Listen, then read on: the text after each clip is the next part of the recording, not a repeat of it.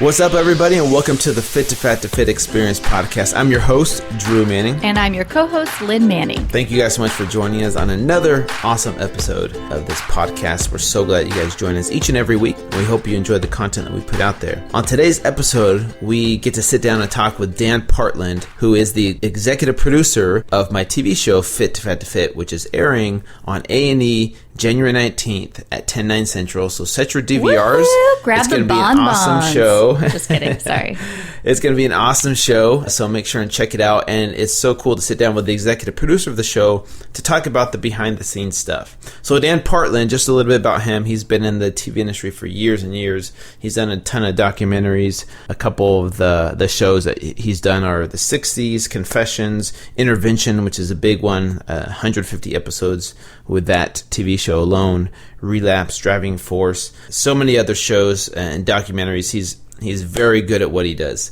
And I'm so glad that they picked him to be the executive producer of this show, because he did a great job, in my opinion, of really portraying what I learned from my journey and plugging it into the TV show and putting the trainers through the same thing so that it wasn't gimmicky, it wasn't reality TV-ish, if that's even a word, but a really great job of kind of like a documentary style journey of what these trainers go through. Yeah, we talk a little bit about that in the episode. We talk about reality TV, and, I kind of talk a little bit about how I've always had a hard time with reality TV. I've never really enjoyed it as much because of the falsehoods in there.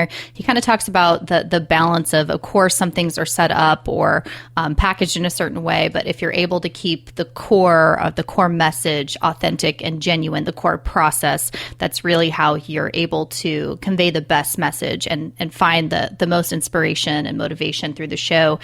So he talks a little bit about that. And like Drew said, he goes through, the TV show. What was the best moments? What were the struggles? What did they learn? Did it inspire some of them to get healthier and lose weight? You'll find out in today's episode. With the TV show airing next Tuesday, we're changing up the format of the podcast just a little bit. We're switching to a Wednesday instead of a Tuesday. Each new episode will be released because over the next 10 weeks, over the next 10 episodes of the TV show, what we want to do is have the trainer and possibly the client on from that episode that aired and then have them on the very next day. So Tuesday, January 19th, for example, the first episode will air. January 20th will be a new podcast episode released with that trainer, that client that were just on the night before.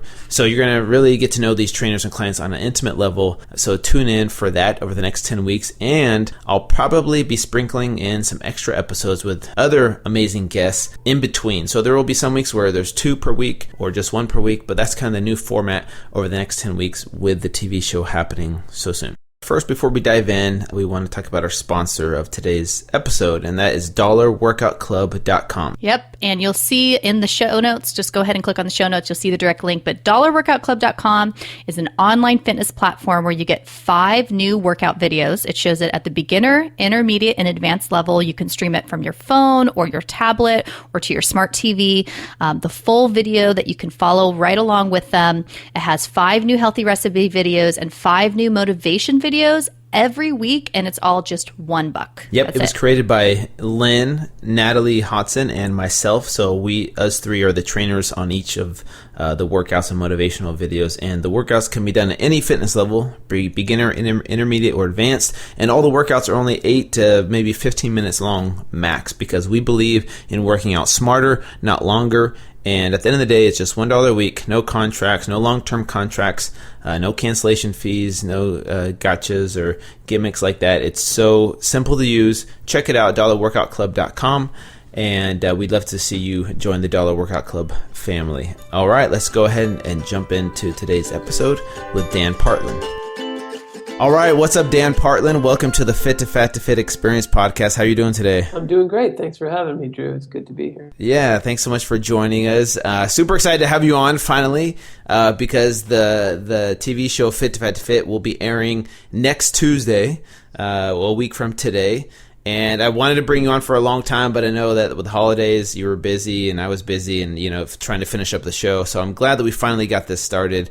So really quick, can you just give a little bit of background of like how long you've been in the TV industry and how did you get started as a producer? Sure. I got, I don't know, I've always been interested in film and television. And when I studied a bit in college and really fell in love with nonfiction filmmaking, with documentary filmmaking, which didn't have a very big presence at the time. I mean, most people's connotation of a documentary were nature shows. There were those nature shows. I'd say I'm interested in documentary, and people would say, "Oh, yeah, I love those nature shows you see on Saturday afternoon." It was like a PBS kind of wildlife shows were on a lot. But I think it was apparent to me at the time that documentary was only going to grow and come into its own, and I think that has really been borne out. I think it's taken different shapes. In some senses, it's taken a direction of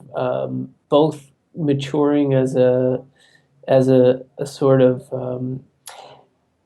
entertainment journalistic space, as in a lot of the big feature docs that are out there, and then also in the form of reality TV, which is a whole new animal that nobody could have predicted back then. Yeah, and it seems like you've done the documentaries. You've mentioned that's kind of like your passion, right? But it seems like you can kind of bring that into the reality TV space with some of the shows you've done, like Intervention, Relapse, some of these other docuseries, right? Where you can kind of bring that world of documentaries into a reality TV show. Is that kind of what you think like your forte is? Well, absolutely. I mean, I think that there's a question in any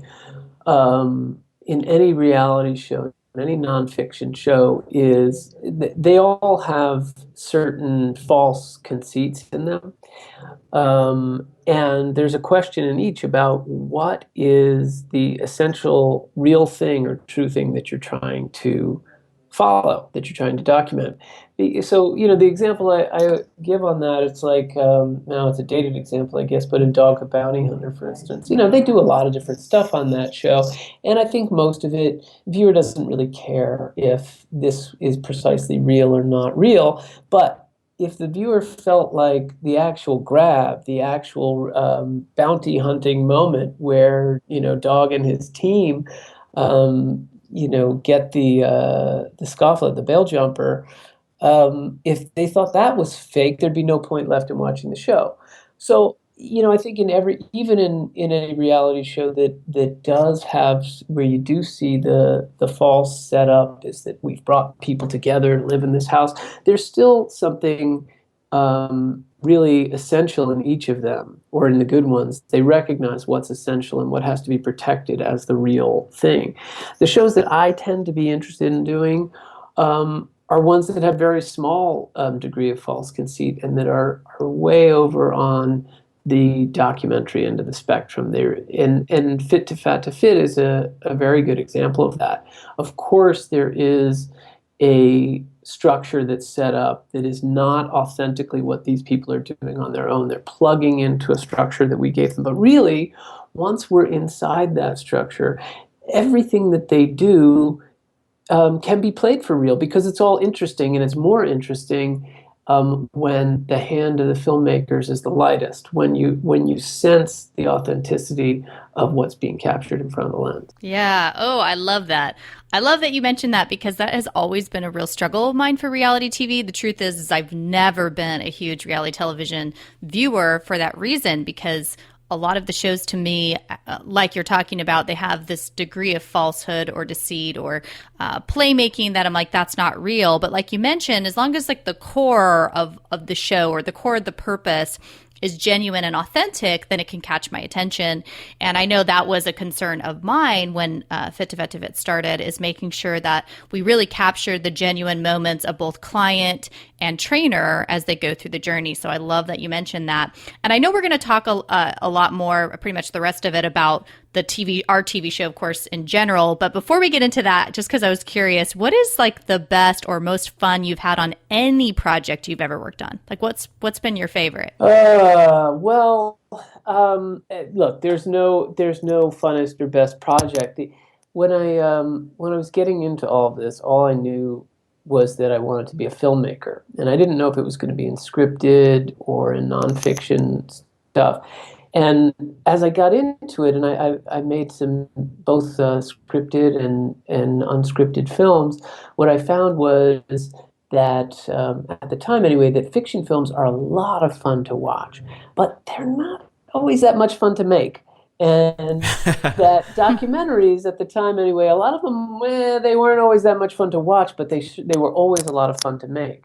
And that's really what drew me to it, is that any different project that you're plugging into for the nonfiction filmmaker, the filmmaker is going to have a great experience. It's their job to be able to share that experience or portray that experience in a way that lets the audience into it. But for me, what's great about this this business and this line of work is that every six months or 2 years or whatever, as each project turns over, with every project, I get to plug into a whole new world and get to go in a very in-depth and kind of behind-the-scenes way into that world, which, if anybody remembers the first time they went backstage at the theater, I mean, that's what it feels like every day on every new project. I did projects in hospitals and police stations, or with drag racing and political campaigns, and in each one of these you take some time out from who you are in your regular life, and you get to go in depth, usually with somebody who's fairly expert in some world that you've maybe seen before, but you didn't know a lot about before, and you really get included as an insider. You're kind of the ultimate insider when you're working in this field. So I love all of them, and that was no exception on that. Yeah. So speaking of Fit to Fit, you got to kind of tell us and be honest with us. Like, what was your first thoughts when they're like, okay, we need you to create a show where people get fat and then they get fit again? Had you heard about this concept before of my journey, or what were your initial thoughts when it was pitched to you? Okay, well, the very first thought, to be honest with you, and this is totally unfun and unsexy for your show, but the first thought for me on something like that is it going to be safe? I mean, that's always, you want to. It was obvious that what would be interesting and dramatic would be the real effects on the trainers, and what would make it lasting and important would be the effects on the clients. But my first concern was, could it be safe? And honestly, once that was answered, and that was answered with a good degree of certainty, because we had a number of medical experts look at it and put a process in place that we were confident would keep everyone safe through the process. The next question for me is just how do you elevate the content? And like you were saying about the pitfalls of a lot of reality TV, my first thought is, how do you keep it from not becoming a silly and authentic kind of gimmick where that feels on TV like producers put somebody up to, something awful to see the spectacle of it.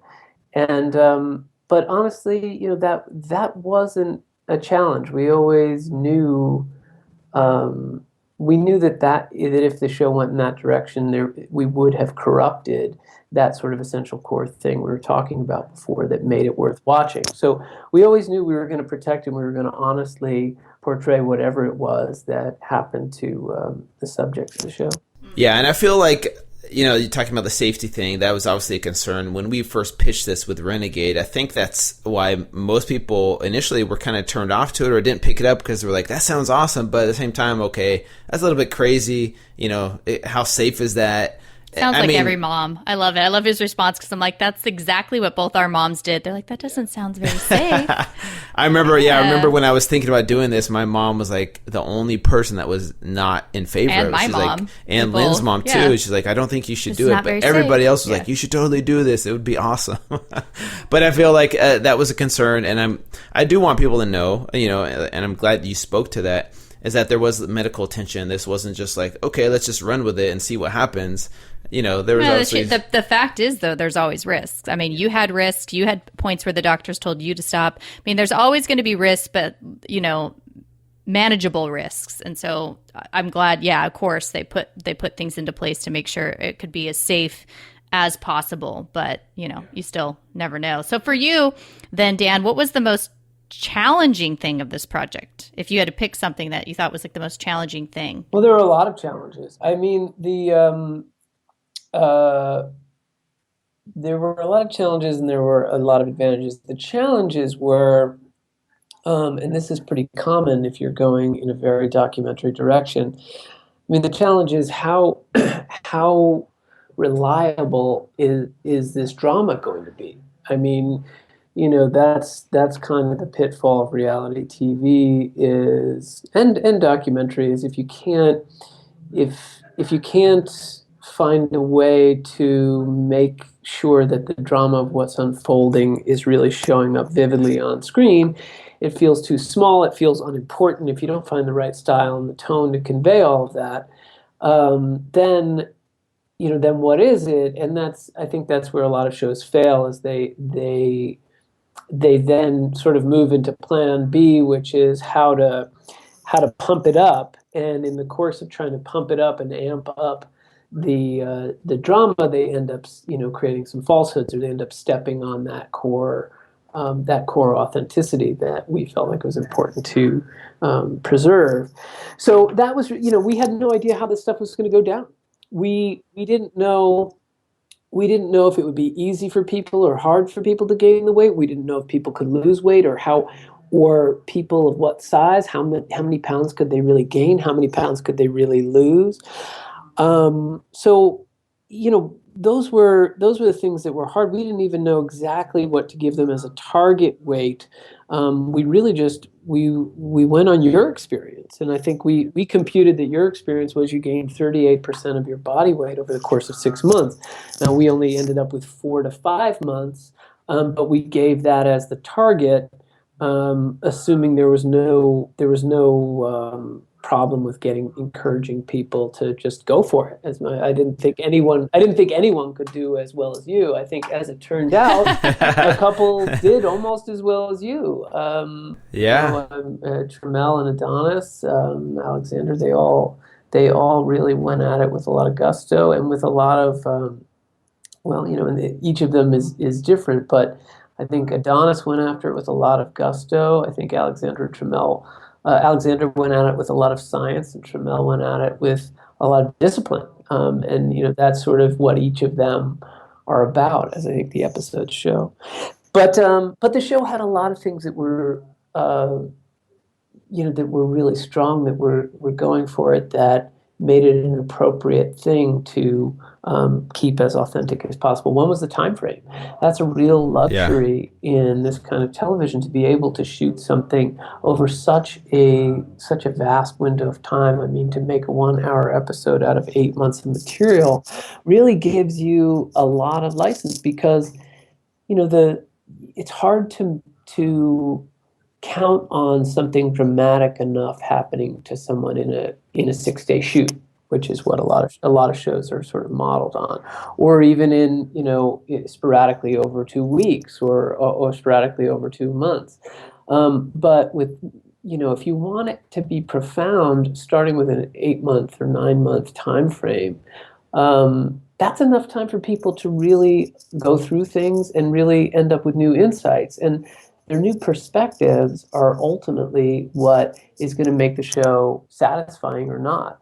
And I think in the case of Fit to Fat to Fit, pretty much everybody involved really went on an epic journey in the time frame we were with them. Yeah, and that's kind of what my hope was going into this, is like, okay, I know what I learned from my Fit to Fat to Fit experience, and that was a better understanding and some empathy. And my hope was that the trainers would come out of this as well, but at the same time, you can't force it on them. But after seeing some of the episodes and obviously working with the trainers, I could definitely tell which ones gained some empathy. And I think you did a great job of that, Dan. And I know my opinion is biased, but I think you did an awesome job of showing that on the episodes, of how this wasn't just a physical journey, but so much more of a mental and emotional one, especially for the trainers. Because that's what I learned and what I took away from my experience, and plugging that into, this format where they have 8 months of this journey, and it's cut down to a 1-hour episode. It's hard to show all of those changes. What do you think is going to be the biggest negative thing that people are going to see about the show, and what you think people might look at it as, okay,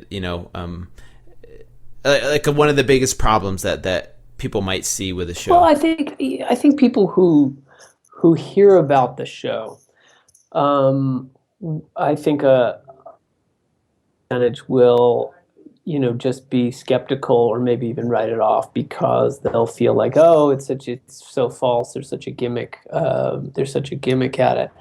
But I don't think that people who watch the show will feel that way. I think when you see it on its feet and you see that the trainers have entered into it in good faith, knowing what they're getting into, and with some heartfelt goals, both in terms of their mission to reach people, and also in a lot of cases, some personal discovery that they sincerely are looking for.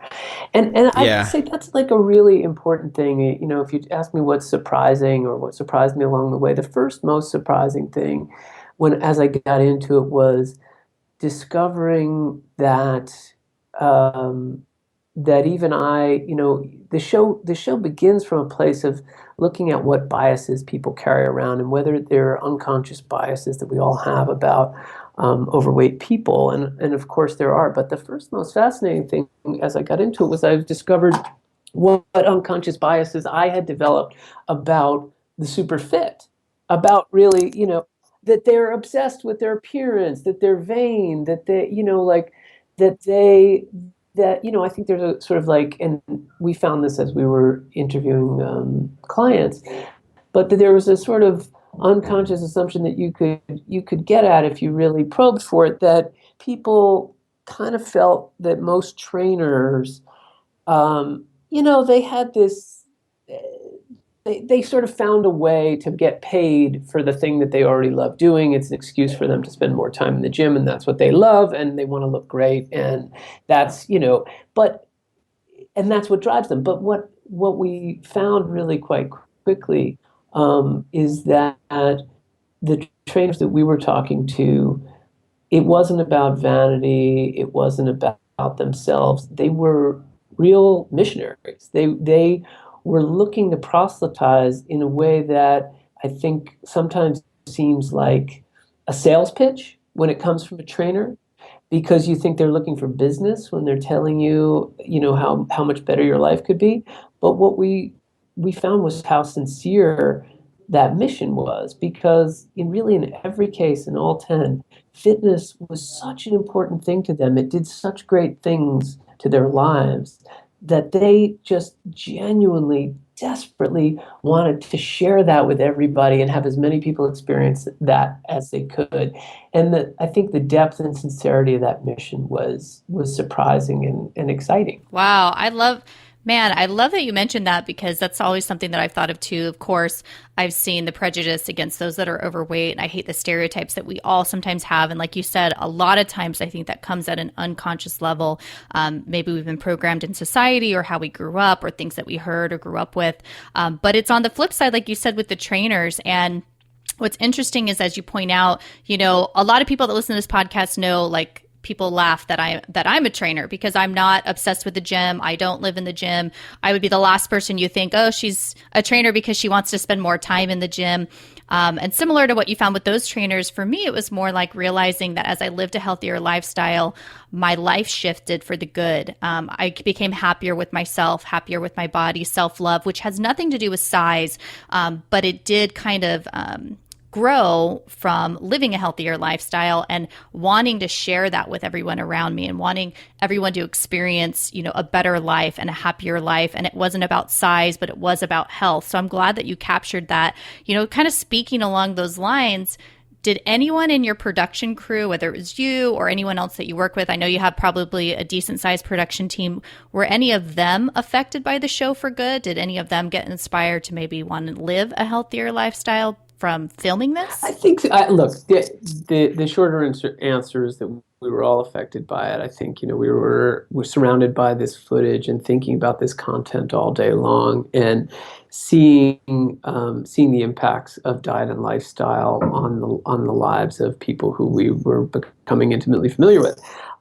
But there is the one the one person, a lot of people on the staff lost weight, including me, but nominal amounts of weight for most of us, but most of us didn't have a lot to have a lot to lose. But in the case, we definitely had people who lost upwards of 25 pounds. And then Oh, wow. Cool. in the case of one of our story producers, he lost close to 90 pounds. Whoa. Yeah. That's awesome. In Awesome. truth, I think it was fortuitous in his case because we started the show in about about a year ago, January of 2015, and he had kind of decided in the run up the holidays of 2014 that he was going to make big changes in his life. So by the time he started on the show, but he'd already started. He probably started in February. He was probably already a month in to a real healthy regime and a weight loss regimen. But yeah, obviously being immersed in it at work all day long was I think it fuel to the fire. Yeah. Yeah, and that's really cool because I Cool. actually got to meet all of them, and I got to see his before and after photo, and I'm still trying to get him to share it with people because I'm like, dude, you awesome. need to share this. People will be inspired by it, but he's kind of hesitant. But I think that's so cool that people in the office and behind the scenes were actually impacted by this because, I mean, that's my hope. And kind of going back to what you were talking about, the gimmick thing, I've already had people reach out to me saying, it's like, the 1% of people out there are being negative about it, but 99% love the idea of the show, and they're just looking at the commercial and saying this is a gimmick. You're commercializing something, or you're shaming people who are obese. But if they actually take a look at the show and actually watch the whole episode, I think they're going to see the opposite of that. Oh, absolutely. And so, absolutely. yeah, I went making intervention. I did 150 plus episodes intervention, something like that. And there was a lot of that too. Of if sometimes I would be stopped at a social event or a party, and somebody would really want to tell me all the different things that I wasn't being sensitive to that were really wrong about what we were doing. And I used to really engage that conversation and try to show people that a lot of thought and a lot of care went into how it was being done, and the reasons that I thought it was, not only appropriate but really exciting, groundbreaking, revolutionary, and really helpful to people. But over time, after being in a bunch of these sort of debates with random strangers, I realized the first question I need to ask when they come up to me is, "Have you seen the show?" Yeah. I know, What that's I so found true. was that it was never from anyone who had actually seen it. They had only heard about it, and there was something in the description, and maybe the description was accurate or maybe it wasn't, but there was something in the description that made them believe that it was going to be purely salacious or titillating, and about I don't make shows that make the subjects of them sort of pawns on the stage. Like for the show to have heart, the filmmaking team needs to have a caring relationship with its subjects, and to do their best to present them, fairly and three-dimensionally, so that you can really feel for them. And that ends up being better storytelling, and it ends up, if you go into something with the right intentions and you're thoughtful of how to do it, you can figure out how to handle almost any situation appropriately. Yeah, that's a great idea. I'm gonna have to bring that Well, up. and I think what's important to realize, and I've realized this, as the years have gone on and being in social media and the larger that the following for Fit to Fat to Fit gets, is you will never appease everybody. You're always going to offend somebody. And the fact is unless you're literally doing nothing, you're always offending somebody. And I kind of had to realize that, like you said, whether it's because they didn't really understand or grasp the concept you're trying to convey, or just because it's a sensitive subject. Talk to anybody about politics or religion, or like their looks or weight loss. No matter what, any type of sensitive or intimate subject like that, you're always going to get people that can be offended. And what I've realized is, you just as you're making a difference, as you're trying to inspire or motivate or make a change in the world, you need to just stand up and try to motivate and change, through your passion and through love. And people might get offended, and that's how it goes. You're never going to appease everybody. And of course, the show probably will offend some people, but for the most part, I think those that watch will be inspired, and motivated from seeing these people in the transformations from the short. I haven't watched a full episode, but I've been able to, see a few short clips that haven't been released yet since the show doesn't air.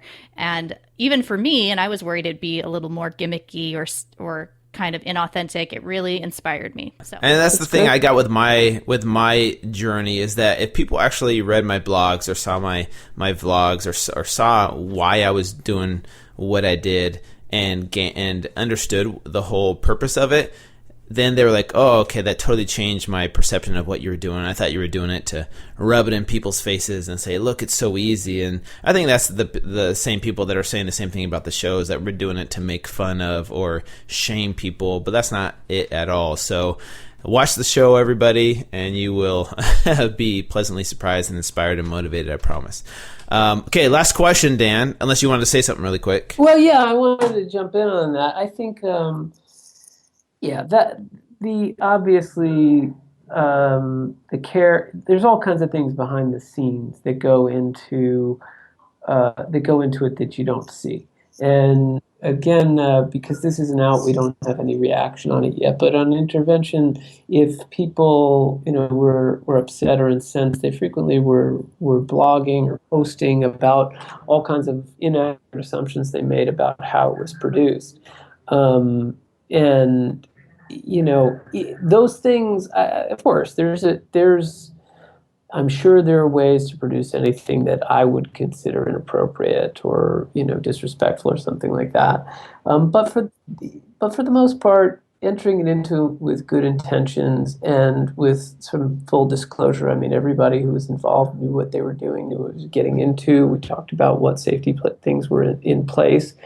And everybody had their own reasons for wanting to participate, most of which are fully portrayed in the show. So, yeah, I think, look, your book, you were talking before that we did, I just wanted to circle back to this before we wrap up, but you talked about we did a good job of showing that it isn't just physical change, it's emotional and psychological. And, that's what's profound about the book. I mean, obviously we went to school on your book, read the book, and I found it deeply profound. I found it to be, even though I felt like I was pretty knowledgeable on the subject, I still found the insights that you shared to be illuminating, in the sense that they really showed how some seemingly small things about diet and lifestyle can really invade every nook and cranny of your personality and really informs who you are. It's not just about physically and how you feel when you're walking down the street or what it feels like to put on a pair of socks, but your sense of yourself as a capable, competent person who can accomplish the tasks ahead of them, who is ready to face the world, and who doesn't feel dragged down either by some secret shame or by some physical discomfort or by the personal embarrassment of not keeping promises to yourself, for lack of a better way of putting it. It's a simple premise, but people forget it all the time, which is, if you want good self-esteem, you need to do esteemable things. And the more you do esteemable things, the more your esteem grows. And there's a way that works hand in hand with being fit.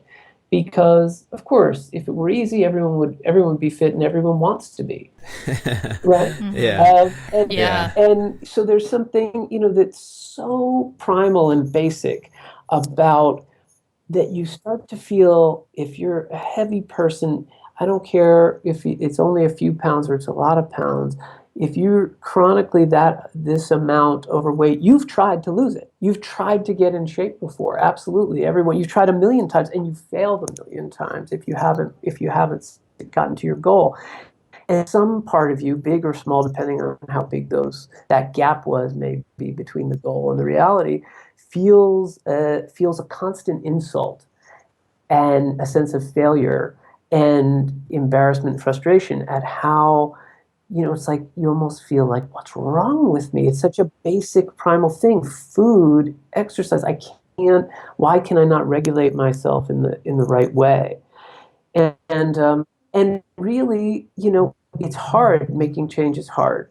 And the way the culture is set up and the way the food system is set up, and there's a lot of you feel like you're swimming upstream a lot to try to a lot of things. But if you do it, the sense of accomplishment is transformational. It's life changing, and I think you get to see that in the course of these episodes. In a lot of cases, you see some really profound change where you look at the person at the end, you almost think, in the case of JJ and Ray, or Tasha, a lot of them, you get to the end of the episode and you're like, wow, it's like the least of the change is the physical transformation. This is like a different person. Their presence, their sense of themselves, their outlook on life is so different.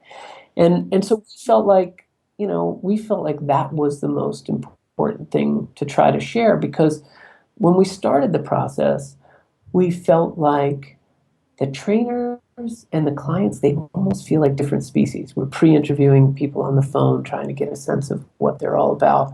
Like, they're like different species. The trainers, by their nature, they were so light. They had so much of a sense of can do, whatever we put in front of them. Okay, we can figure out how to do that, accomplish that. And the clients, no matter how capable they were in other areas of their life, a lot of them, they had a different rhythm of life. They had a different sense of wow, that sounds like a lot of work. Can we really do all of that? It's fascinating to think about it. And I don't want to portray other stereotypes, because we certainly had some very big people who were very capable and competent and outgoing in other areas of their life. But you could feel the way it just weighed down every one of them. And who wouldn't want to share a message or a bit of inspiration that might help them to get over that. Yeah, man, thank you so much for sharing that. And it definitely rings true, and it's good to see other people that have the understanding. And thanks for talking about my book as well. Really quick, we want to finish up with some really quick questions, Dan, that are just kind of our lightning round questions. They're super easy, they're kind of fun. We do at the end of all of our podcasts. But really quick, I just want to say thank you again for coming on. Thank you. And I'm gonna have Lynn ask some of these questions, and then we'll wrap up. Do it. Begin the lightning round. Are you ready? All right, cool. So answer as quickly as possible. The first thing that comes to your mind. These have nothing to do with anything. So they kind of do. Well, they kind of do, but okay. Funniest person to work with on the show. Funniest person to work with on the show. Oh God, like in front of the camera. I always got a real great kick out of Carrie Cox. She was one of the Salt Lake City stories. She had the ability to laugh at herself, and that was always really refreshing. She could believe in what she believes in. She really believes in it strongly, but she also had the sort of ease and comfort to go back on it and have a laugh at her own expense, and I always really admire that. I love people that can laugh at themselves. I have to make fun of myself all the time. Okay, so we kind of talked about this a little bit, but having seen the show, Dan, would you ever put yourself through what the clients have to go through? Would you ever do fit to fat to fit yourself? Would you ever get fat on purpose? The trainers have to go through. Yes. No, I wouldn't, because as on the spectrum, I feel, I'm much more client than I am trainer. I feel like I could lose 10, 20, 10, 15 pounds anyway. I was very heavy and out of shape at one point in my life, and it was a struggle to get in shape. It was a really, really hard year, and I just made a promise to myself, this is so hard, I'm never going back. And I'm going to stick by that. Awesome. Smart. No, appreciate the honesty. Okay. Okay, so you saw a lot of these trainers eat a lot of crazy things. You were there for some of their, food challenges and things like that. Was there one point in time where you saw these trainers eating something that just called to you and you're like, I want that? Even though it looked gross as they were stuffing their face, was there one food that kind of called out to you and you're like, I have to have that? Constantly, not just one. There are many. There's one, I don't know if this is like a new product from a chain or something like that, but it comes up in 3 different episodes. It's some kind of pizza that's called Double Bacon Chicken Ranch. And I don't even know bacon what chicken ranch. They really seem to be loving it as they're scarfing it down, and I got to give it a try at some point. That sounds so good. It's funny because I literally just yesterday sent my friend a meme that said, you can't make everybody happy. You're not pizza. I was like, amen. Amen. All right. Craziest idea for a TV show that you've ever pitched or that you've been a part of. Maybe an idea that you have. Yeah. Well, honestly, probably this. We would say it to ourselves all the time as we were working on it. Sometimes we're editing the episodes in the bay, and we would just say, God, we're making a crazy show. This is so can you believe we did this? Can you believe that all of us sort of together put our minds together and jumped into this with all the gusto we did and tried to figure out how to make it a great show? I love what it became, but man, it's a crazy thing to engage in professionally. I love it. I love that it's us. I know. Woo. Okay, last question. And hopefully, maybe you have one, maybe you don't. But do you have an embarrassing moment as a producer? A moment where you were embarrassing moment that you were embarrassed in your whole career. Whew, where to begin on that? The first one that pops up. Yeah, if you have a good one. No filtering it.